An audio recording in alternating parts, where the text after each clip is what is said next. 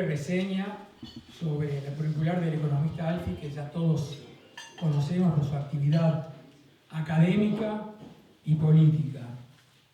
Director de la Oficina de Planeamiento y Presupuesto de la Presidencia de la República, 2020 al 2023, Senador de la República, 2005 al 2010, Ministro de Economía y Finanzas, 2003 al 2005, Gobernador por Uruguay ante el Fondo Monetario, Banco Interamericano de Desarrollo y Banco Mundial, 2002 al 2005, economista jefe del Ministerio de Economía y Finanzas, director de la Asesoría Macroeconómica y Financiera, 1996 a 2003, asesor del Ministro de Economía y Finanzas, 1991 a 1995, ingreso a la función pública como economista junior, 1986. Fue el representante del Ministerio de Economía y Finanzas en todas las negociaciones de préstamos de programas de desarrollo, préstamos de políticas públicas y acuerdos con los organismos multilaterales entre 1994 y 2003.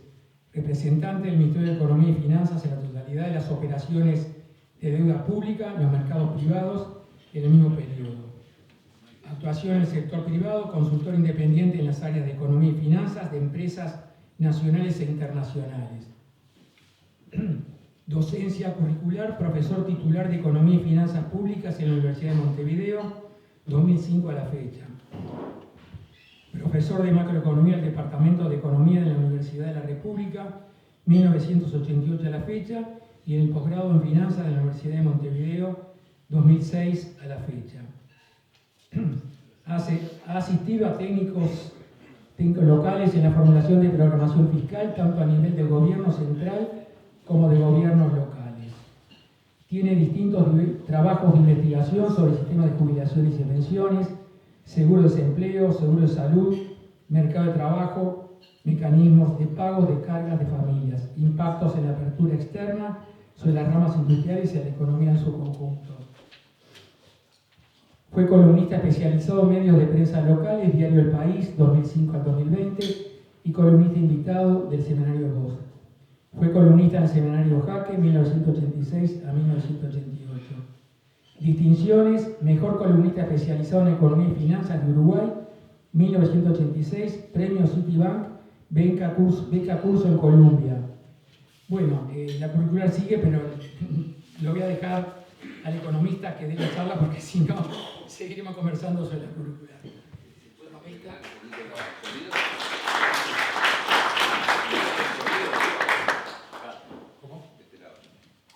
Bueno, primero que nada, buenas tardes a todos.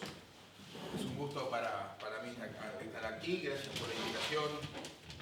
Señor Alfredo, señor presidente de Rotary. Este es otro Rotary, de los cuales me han invitado. Para mí siempre es un placer y un gusto. A mí, cuando me plantearon de qué podemos hablar, bueno, siempre estábamos con el tema de la coyuntura y cómo vemos la economía y demás. A mí me pareció que hay cosas más de largo plazo que al final terminan siendo más importantes, naturalmente, que las cosas de corto plazo son bien importantes, ¿sí? Pero que uno podría tratar de dejar algunas inquietudes. Eso es básicamente lo que yo pretendo. Entonces dijimos, bueno, está bien, ¿por dónde se desarrollan las sociedades hoy modernas? ¿Cuáles son los desafíos que tenemos en Uruguay? Que somos un país que siempre nos cuesta y vamos lento atrás de los cambios. Es bueno mirar la historia porque, aunque sean un repaso rápido, porque las cosas en el mundo se aceleraron mucho, pero se aceleraron no hace tanto tiempo. En realidad el mundo no tiene ni 2 siglos, pongámosle, de aceleración realmente. Digamos, hasta la primera revolución industrial, la riqueza está bien, había obviamente a partir del Renacimiento y un poco antes, en la famosa Liga Hanseática, que es, digamos, la cuna donde sale el Renacimiento europeo. Las riquezas eran básicamente bienes, ¿sí? Y producción producción era básicamente agrícola y había alguna producción artesanal, pero no era más que eso, ¿sí? Más allá de que se empezaron a desarrollar los aspectos financieros, en especial en el norte de Italia y después en lo que hoy llamamos Países Bajos, el tema de los seguros, los hedging, etc. Cuando viene la revolución industrial, bueno, empezó a cambiar la forma de riqueza más grande. La riqueza era tener campos, básicamente, tierras, ¿sí? Bueno, y empezó a haber otra forma de tener riqueza, que es, o de generar la riqueza más fuerte, la industria, la máquina de vapor, ¿sí? Empiezan a cambiar sustancialmente las costumbres, empieza la emigración masiva del campo a la ciudad, con los problemas que eso trae, las externalidades negativas en la ciudad, los problemas de saneamiento, los problemas de insalubridad, etc. Bueno, ahí los estados empiezan a tener, digamos, otra relevancia. O sea, del fondo de la historia empezamos con las ciudades-estados, en los reinos tampoco había cambiado mucho, era juez, gendarme y poca cosa más. Bueno, había cosas donde claramente el seguro colectivo funcionaba y era mucho más eficiente que el seguro individual. Entonces, ahí empezamos a hablar con temas de educación, con temas de salud, con temas de salud en general, infraestructura física, ¿no? Bueno, los primeros desarrollos de infraestructura física, nosotros acá en Uruguay, bueno, era todo era inglés, ¿no? ¿Verdad? El ferrocarril era inglés, el agua era inglesa, bueno, después vino la electricidad, etc.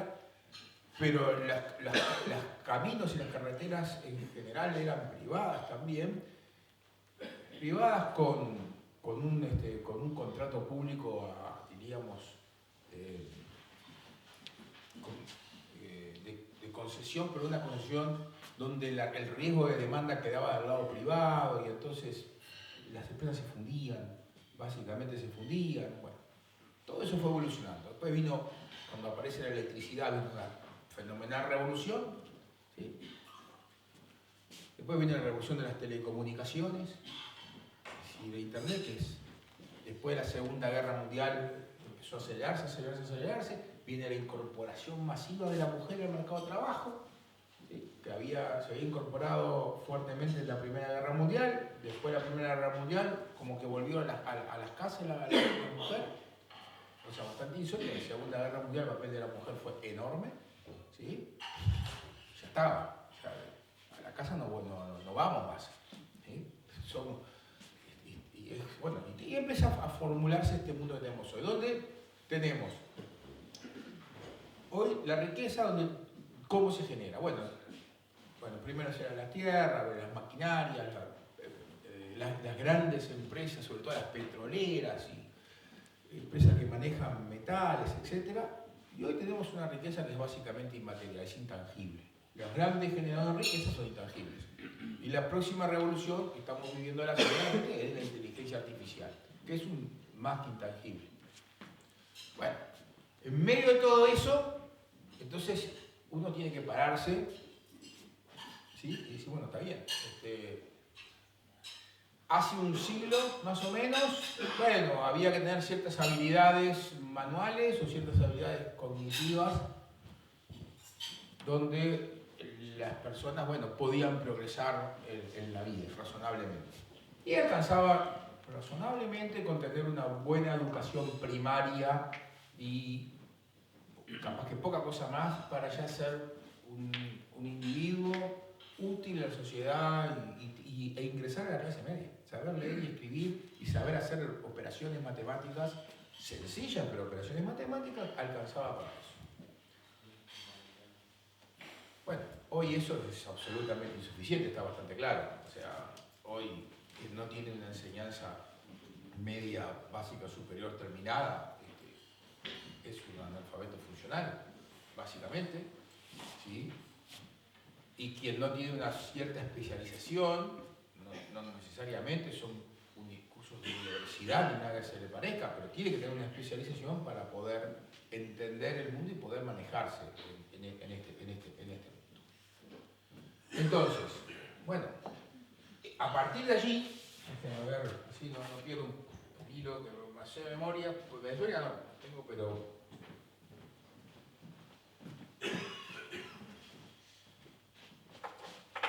a partir de estas revoluciones llegamos al día de hoy donde la capacidad de cómputo ha estallado. Yo hace un tiempo, pero tampoco es que hace un siglo ni nada se le parezca, ni medio siglo, ¿sí? Cuando estaba en la universidad y teníamos que hacer la capacidad de cómputo, era limitadísima. Primero no había computadoras en Uruguay.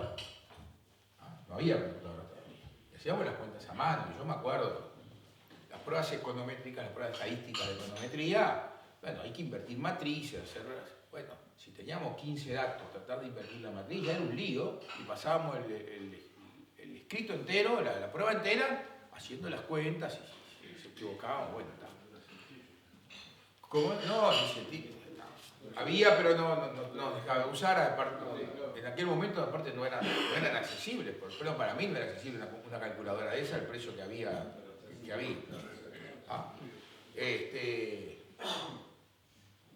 Bueno, toda esa capacidad de cómputo que empezó a evolucionar y a un ritmo cada vez mayor, hoy hace que, bueno, primero, la mayoría de cosas sean en tiempo real. El volumen de datos y de información que se puede analizar es enorme.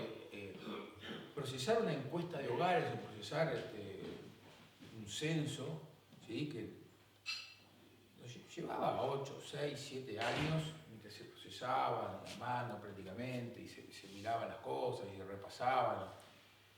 Y la verdad que hoy se entra en una tablet y lo que hay que analizar son inconsistencias. En realidad lo que hay que hacer es algún programa para ver qué inconsistencias aparecen. ¿Sí? Pero no los revisan los datos de A1. Ahora, todo esto se traslada, digamos, a la vida real. Y la vida real no es solo recoger datos, o es recoger ciertos datos y aplicarlos. Entonces tenemos un desarrollo fenomenal en toda la materia en todas las materias científicas, en químicas, en biología, en ciencias de la vida, ciencias humanas, ¿sí? Mismo para desarrollar modelos de ingeniería, modelos matemáticos, etc. Todo en tiempo real. Bueno, ese es el mundo que tenemos hoy. Y ese mundo lo que hace, ya sabemos lo que hace, que es, bueno, mirá, hay que entender qué quiere decir esas cosas, por lo menos hay que entender qué quiere decir esas cosas. ¿Sí? Es cierto que tenemos paquetes cerrados a veces estadísticos o de procesamiento de datos que uno pone los datos de un paquete y pone en otro y los resultados no son iguales. ¿Sí? Esas cajas negras a veces no dan lo mismo. ¿Sí? Pero de todas maneras lo vimos con el COVID. Es cierto que la humanidad arriesgó con la vacunación, porque no había suficiente tiempo de maduración para entender si hay efectos secundarios o no. Ahora, también es cierto que en un año hubo una cantidad de pruebas que en otro momento no era imposible hacer. Una cantidad de pruebas enormes. ¿Sí?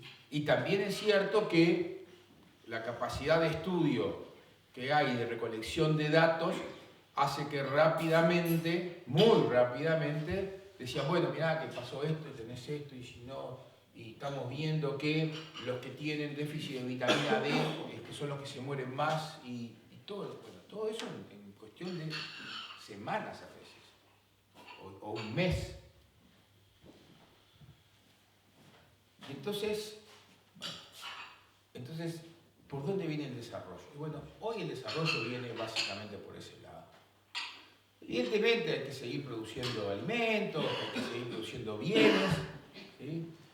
Pero cada vez esas cosas son más fáciles para el mundo de producirlas, cada vez son más fáciles, cada vez se hacen con menos personas, así como se fue haciendo con menos personas desde tiempo hacia acá, desde por lo menos 2 siglos para acá, cada vez menos personas. Ahora, eso no quiere decir que los seres humanos no tengamos nada que hacer, porque lo que hacemos es otra cosa. el valor agregado ahí quedó, se sigue generando y generamos otro valor agregado, que va a un mercado, el que sea, pero va a un mercado donde es demandado. O sea, de alguna manera canalizamos.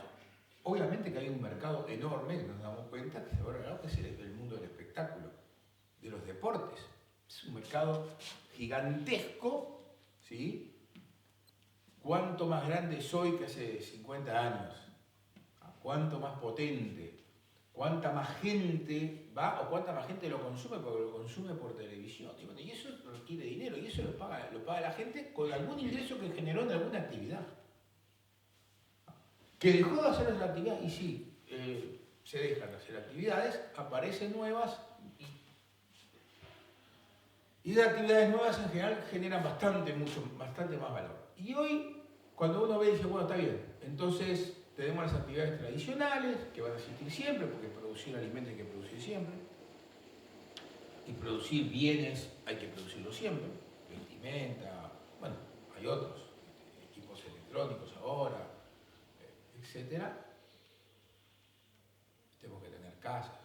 Ahora, ¿dónde está el valor? ¿Por dónde se están desarrollando? Cuando uno ve por dónde se desarrollan. Bueno, se desarrollan estas cosas en parte intangibles y en parte tangibles.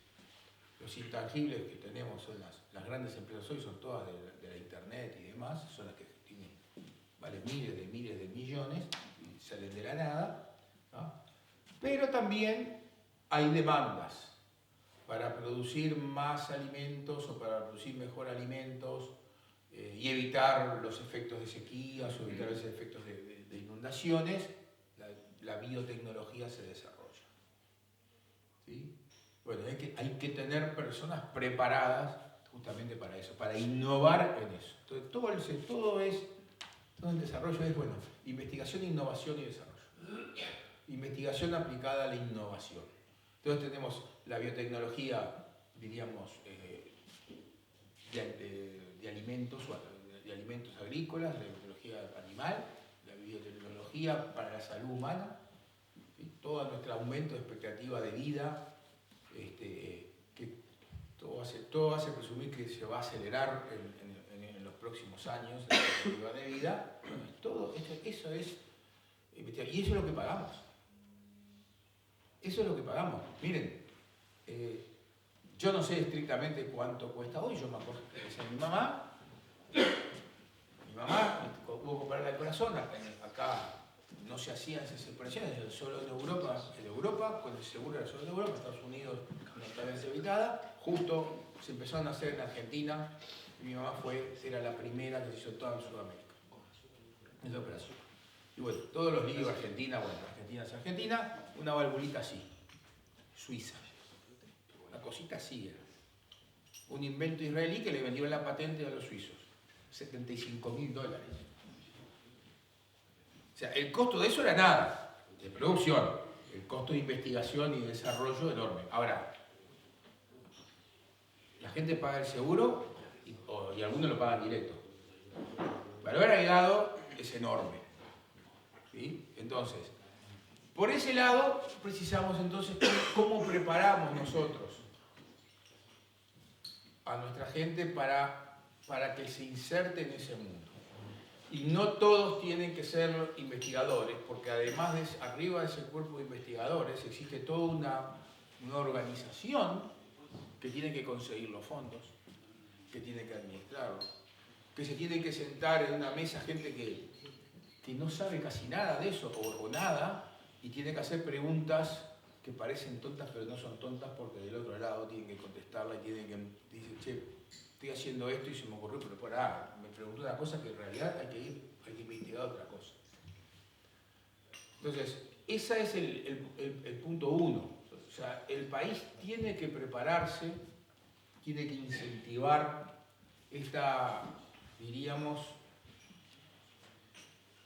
incentivar que la gente se prepare para estas cosas.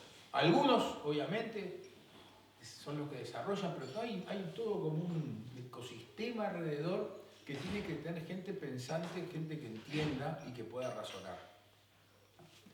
Y tenemos un problema, y eso es un desafío enorme. En Uruguay más del 50% de los muchachos no terminan la secundaria. Y ese es enorme problema. En los primeros 2 quintiles de ingreso, algo así como 8 de cada 10 no terminan la secundaria. 8 de cada 10. Es una locura. Pero además, nuestro problema, ya lo sabemos, tenemos poca población, pero solo poca, mucha depende. Nuestro problema es que tenemos muy poca natalidad. Entonces, el primer desafío es no podemos perder a ninguno. Todos de alguna manera hay que insertarlos y hay que reinsertarlos. De alguna manera hay que hacerlo. No es posible que el Uruguay se dé el lujo de perder a ninguno, más allá de que debería o que tiene que también hacer algún programa de fomento de importar capital humano. Que alguno ha venido, pero en otros países cuando se hace eso se lo hace básicamente con incentivos fiscales. Yo sé que a veces es difícil decirle, bueno, a los de afuera le damos y a los de adentro no le damos, pero bueno. Y la otra cosa también es que Uruguay castiga mucho al capital humano. O sea, nosotros somos todos fascinados tenemos una ley de inversiones y hacemos inversiones y esas inversiones pagamos poco IRAE, pagamos poco. ¿Sí? La tasa es 25, en realidad la tasa es más porque hay que pagar patrimonio, etc. Pero en general las inversiones se exoneran lo invertido en impuestos al patrimonio, el IRAE la parte importante se termina bajando la inversión. Entonces el capital físico, que es bien importante, claramente, no hay discusión sobre eso. Ahora el capital humano lo matamos. Porque ganan más de 95.000 pesos nominales y sobre cada peso adicional 25% de tasa. 24 creo que es. 24 o 25, no importa. ¿Ah? 24%. Más los aportes de seguro de salud, los aportes de seguridad social. Ahora, ese desafío también está de la otra mano. Tenemos un sector público grande y pesado, que de alguna manera hay que hacerlo más ágil, ¿sí? Y hay que llevarlo hacia un lugar más adecuado a nuestro nivel de desarrollo relativo. Entonces, desafío 1, formar más capital humano, obviamente mejor capital humano, pero más. Los recursos que llegan, se forman al final, son buenos, pero son pocos, son demasiado pocos, ¿sí? Porque además muchos quedan por el camino, en el medio, o sea, la tasa de culminación, sobre todo en la Universidad de la República, es baja. La tasa de conversión de ingresos contra egresos es muy baja. Bueno, en el medio lo que hicimos fue, yo no digo tirar los recursos, porque yo creo que no se tiran los recursos porque alguna formación se recibe, pero sí igual un desperdicio de recursos porque si los muchachos dan un examen por año, 2 exámenes por año, sí es tirar los recursos. Porque hay que tener profesores para una cantidad de alumnos que después no van. Yo soy profesor de la Universidad de la República, cuando llegamos a fin de año, con las clases, algunas un poco más, un poco menos, pero a veces las clases llegan con poquísimos alumnos, pero poquísimos, casi particular la clase, y en los primeros años, ni hablemos en los años finales. Bueno, yo no me puedo quejar porque recibí casi clases particulares, éramos 7 en la clase de estudios de economía cuando yo me recibí, así que, y era la única universidad de todo el Uruguay, así que 7 cuando éramos muchos, a veces éramos menos en la clase. Entonces, eso por un lado. Por otro lado, tenemos que seguir desarrollando la infraestructura física, porque la infraestructura física obviamente que es al final el apoyo. ¿Sí? O sea, de alguna manera también tenemos que generar recursos, los recursos que tenemos la bendición de la agricultura, de la ganadería, industrias, infraestructura física para el turismo, también el turismo es una actividad bien importante, o sea, pero son todas cosas tradicionales. Yo no veo que nosotros vamos a tener un súper progreso por eso, porque general podemos generar, salvo en la industria y en el agro se genera empleo, aunque parezca mentira, de calidad y que se precisa mucho conocimiento. En el turismo no tanto. ¿Sí? O sea, no es un empleo de un servicio, diríamos, donde no se precisa tanto conocimiento. Pero precisamos la infraestructura física también. Ese desafío también lo tenemos. No es que no tenemos. Yo creo que se ha mejorado y se viene mejorando en eso, ¿sí? Pero como todas las cosas, falta. Ahora, si ustedes me dicen que falta más infraestructura física o infraestructura o software, y falta mucho más software. Está claro que falta mucho más software. Y falta no solo más software en calidad, pues en cantidad. Software en calidad siempre se puede mejorar y bastante rápido. Bastante rápido puede ser 10, 15 años a veces, pero no es tanto al final del camino. En mi profesión, en Uruguay se hizo un programa sobre fines de la década del 70, donde hubo muchachos que fueron a estudiar al exterior y después volvieron como profesores, pero también hubo un programa en el Banco Central que trajo profesores de nota a enseñar economía. ¿Sí? Y bueno, y eso formó, no tanto, pero formó la base de economistas que ya a principios de los 80 empezamos a estudiar y ya estudiábamos cosas súper actualizadas, súper modernas. Y no estudiábamos la cosa que estudia la década del 40 o 50. Bueno, acá pasa lo mismo, acá no es tan difícil, ¿sí? Que algunos pueden ser profesores jóvenes, mejor sería profesores jóvenes, ¿sí? O muchachos que vayan a estudiar al exterior en un programa de becas y que vengan y después empiecen a transmitir el conocimiento y eso se difunde de manera bastante rápida, ¿sí? El tema es cómo lo diseminamos en términos generales.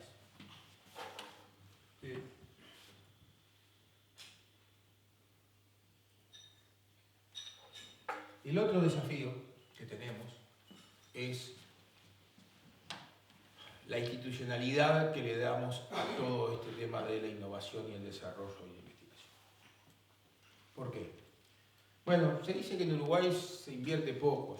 La verdad que sí, no estoy tan seguro de que tengamos mucha más capacidad real de que poniendo recursos esto cambie rápidamente. Hay un tema de institucionalidad. ¿Cómo se gasta en Uruguay básicamente? Bueno, básicamente se gasta poniendo dinero público en instituciones públicas o públicas de derecho privado, ¿sí? Personas públicas de derecho privado.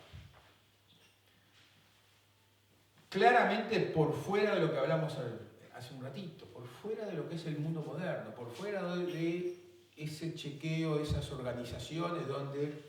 Y miren, yo soy agrónomo y entonces hago todas las cosas de ingeniero de agronomía.